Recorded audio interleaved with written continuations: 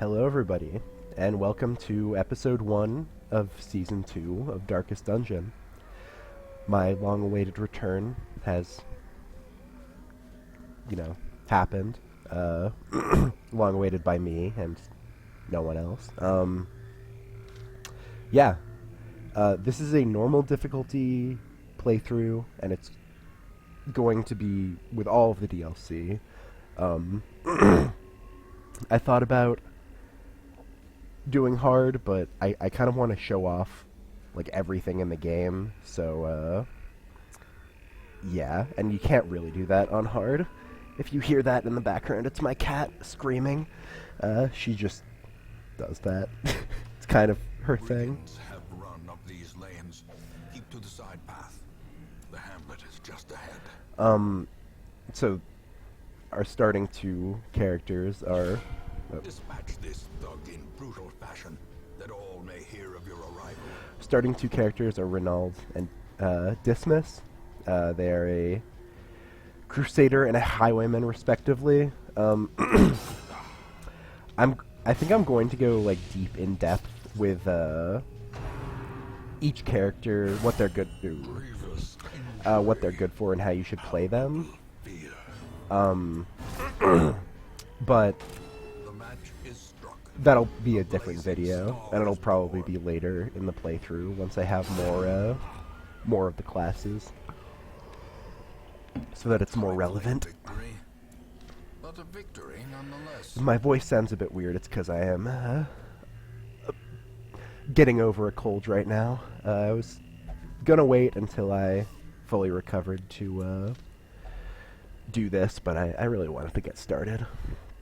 And basically everything I was planning on doing today fell through, so it seemed like a good time. No key. That's a shame. There is much to be found. So the reason I used this is just a too cute trick, but the reason I used Bulwark of Faith is that it gives you extra torch, and so the torch won't be out, and Renaud will still get the benefit of his quirk, which gives him extra damage in full sunlight. Sorry, my cat is very persistently sniffing my hand. So you can basically, this fight's not hard. You have to kill these two guys. I kind of prefer to take out the Bloodletter first, which might seem weird because normally you want to take out the backline first, but the Bloodletter actually inflicts stress damage, which is the only long-term damage that can come out of this encounter. You resist the stun, which is too bad, but point-blank shot does a lot of damage and pushes back, but it lowers his speed even more, which doesn't matter that much, I guess. But so he's on death's door, but Renaud should act before him, especially with the speed debuff. They got pushed out of position, but it's not a big deal. The corpse stops us getting to the Fusilier. That's one bad thing. So Dismas can't shoot him through the corpse, but again, it's not a big deal. Just take it out. This fight's, it's a tutorial.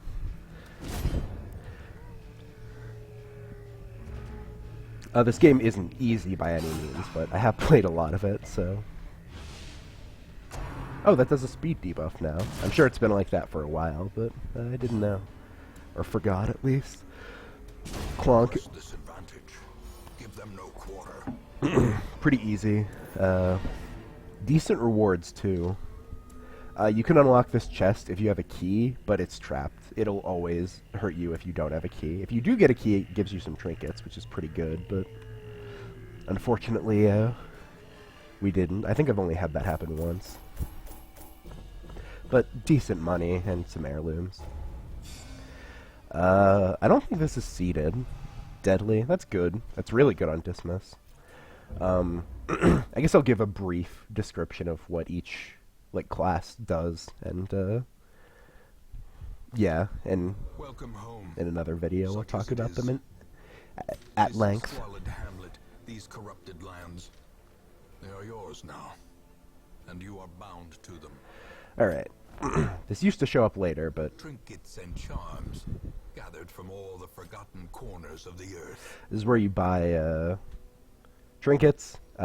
You usually don't until the late game. This is where you buy stuff using iridescent shards. I think that's what they're called. This should tell me. Yeah, shards. This will come up later. Again, it's not... You'll probably see me get a few of the better ones. Graveyard. Most will end up here, covered in the poisoned earth. Hopefully I can keep people out of here. Oblivion. This... On hard mode, it shows you how many people you can have die before the game is... You get a game over, but... In time, you will know the tragic extent of my failings. This is where you can see all the cutscenes and hear all the dialogue again. Women and men, soldiers and outlaws, fools and corpses. All will find their way to us now that the road is clear. Okay, so these are our two new recruits, a Vestal and a Plague Doctor. Crusader is basically a frontline tank. He's mostly there to... He does decent damage early, but his damage is kind of bad as the game goes on, so he mostly just ends up stunning and stress healing with Inspiring Cry. Dismiss, or Highwaymen are pure damage. They don't do anything else, but they do good damage. Plague Doctor, mostly there to do damage. They do that quite well. These are actually bad quirks. Neither of these are very useful, and Compulsive is really bad, so not great. Not the best skills, but yeah, Plague Doctor's a really strong class. And Vestal, basically they're healers.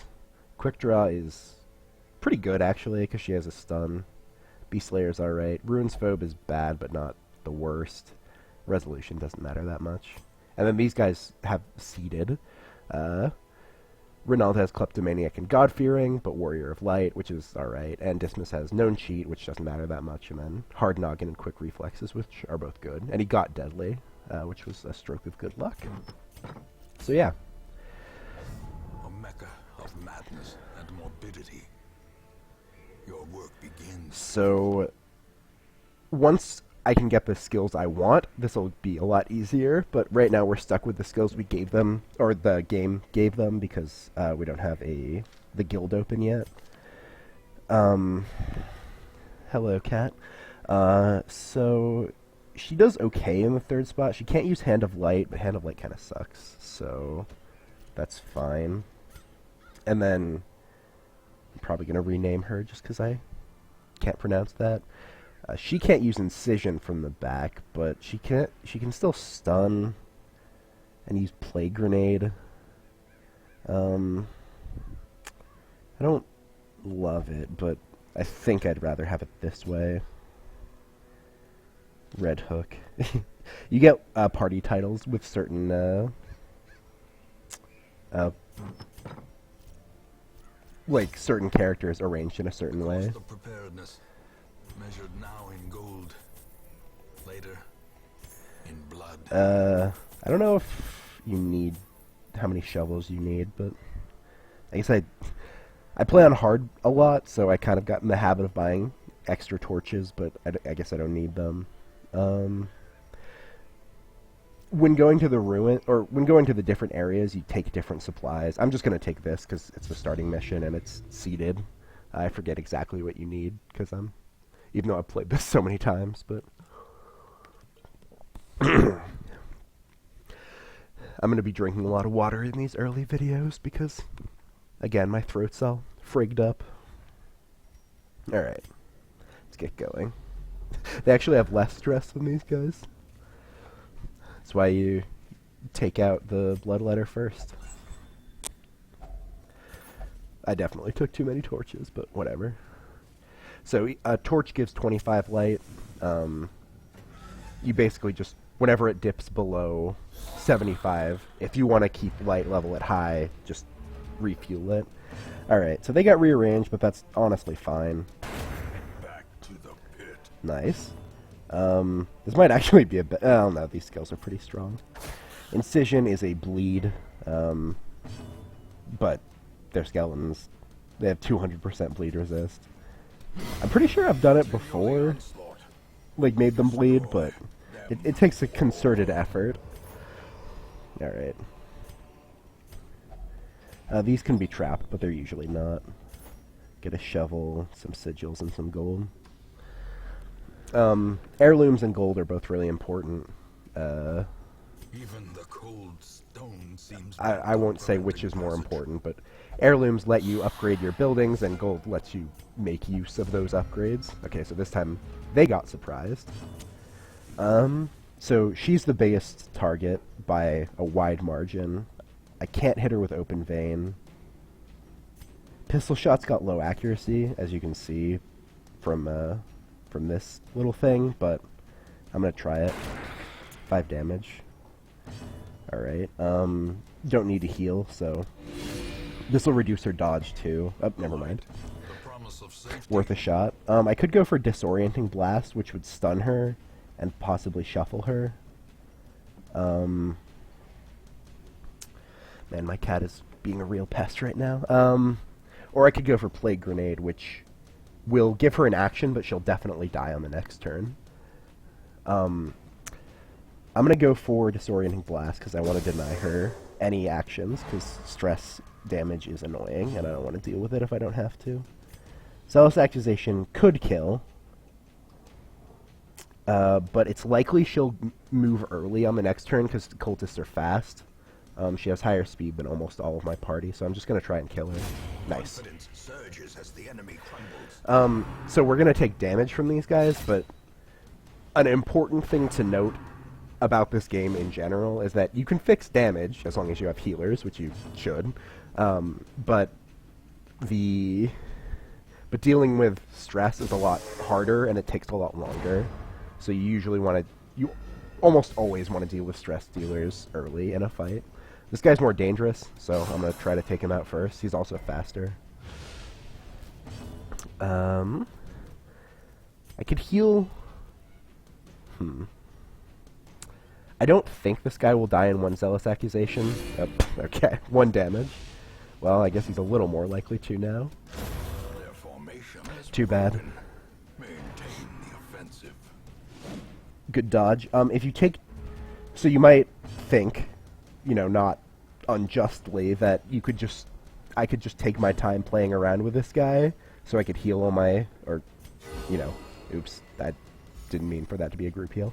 So I could, heal Renaud back up to 100%. But if you take too long, the enemy will call reinforcements. Pretty lucky that this guy's missing so much. Not that he does that much damage, but still. So yeah. I forget exactly how reinforcements work, but basically one of your party members will go, hey, we shouldn't do this. And it'll stress out the rest of your group. And then if you take one more turn after that, reinforcements show up. I'd rather have the treasure than the boon. So here's Renaud stealing, like the scumbag he is. He only took 100 gold, but he also took a key, which could be useful later. And I think is useful later if he doesn't take it. Yep. Alright, so same deal. Want to take out the Acolyte first. Oh yeah, she has quick draw. Hopefully reduce her dodge. Nope.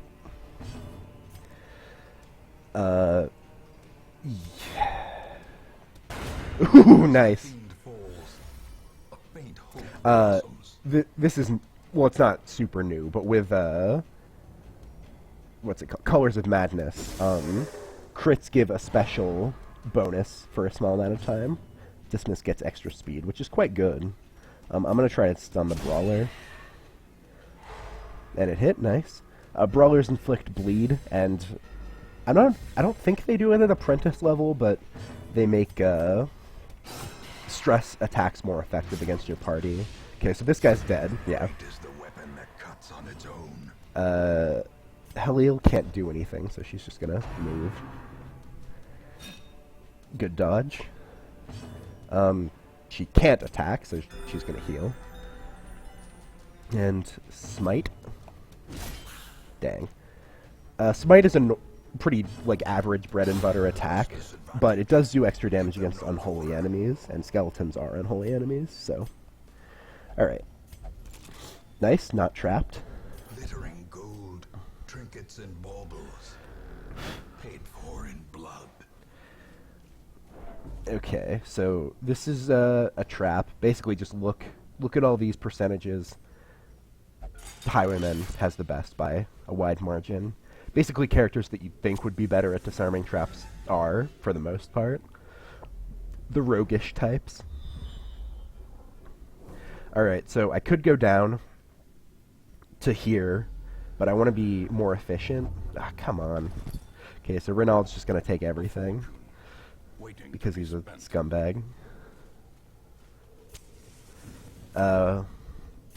Yeah. Every so often, you'll get a hunger proc, which is a random chance to consume one food for each party member. You really want to make sure you have enough food. If you don't have a shovel to get rid of a obstacle, that's one thing, but if you don't have food, that's really bad. So always try to bring enough food. Alright, this should be the last room, and is therefore the hardest. Excuse me. Alright, so kind of same deal. These two are lower priority targets. They just do damage. This guy does more damage, but again, it's not a huge deal. This guy's the one we want to focus on. He's the most dangerous. Everyone's pretty healed up, so I'm going to try to illuminate. Drop his dodge. And then... Yeah! Another abomination cleansed from our lands. He's good at that.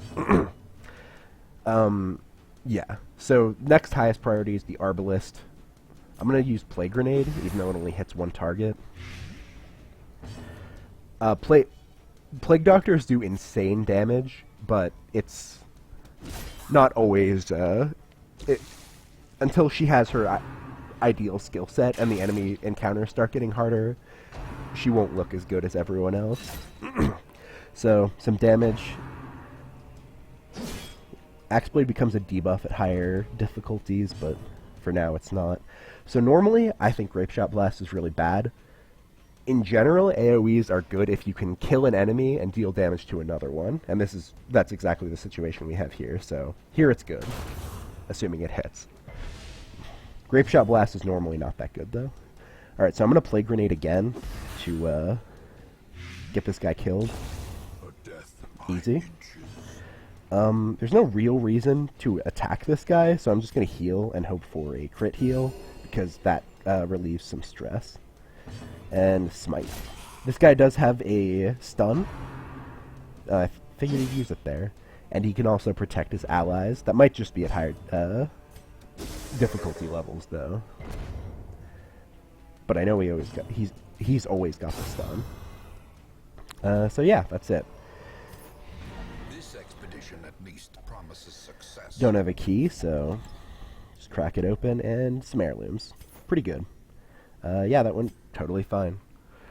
I mean, again, it's the first mission. Not too bad. So we get 3,000 gold crests and a Blightstone. Blightstone's pretty bad. In general, things that reduce speed are not worth using. You could argue that this one could be, but eh. Alright, Dismiss gets Clotter. Bleed Resist, always good. Helil gets Gambler, which is not a huge deal. I don't think she had another quirk like that.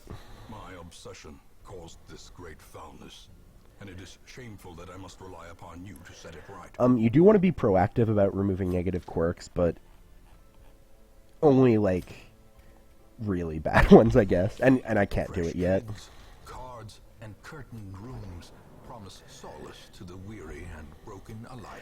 So the Abbey and the The Tavern... cobwebs have been dusted, the views set straight. Wayne's got to talk. The Abbey calls to the faithful. The Abbey and the Tavern provide stress relief. No one is really stressed out, though. I would take all of these characters on another mission. Let's see who we have. 2 Crusaders and a Jester. That's pretty bad luck, but That's okay. Alright, so let's look at their quirks and abilities, because better quirks means better character, obviously, and better abilities means I have to spend less changing their abilities around. So Patch has Eldritch Slayer, which is good, and Tough, which is good. He also has Soft, which is, I mean, the negative corollary to Tough, but not as bad, so. And Demonomania, which isn't too bad. He has Smite, Stunning Blow, Bulwark of Faith, and Inspiring Cry. So I only need to change one skill. So overall, he looks pretty good. I'm going to get the Jester no matter what, because I want a Jester. And he's got, like, almost the best skills. Warren's Adventure, fine. Plutomania, less fine, but not that bad. He will be laughing still at the end. Alright. Uvery has Ruin Scrounger, which is good, and Tough, which is good. Winded is a little bad, but not too bad. And he's got Smite, Bulwark, Holy Lance, and Inspiring Cry. I mean, also good. His quirks are even better. Arguably. I only really want one. I'll take Pesh. A mighty sword arm anchored by holy purpose. A zealous Alright, warrior. I'm going to end the first episode there. You know, pretty adequate start. Nothing too out of the ordinary. Thank you guys for watching, and I'll see you next time.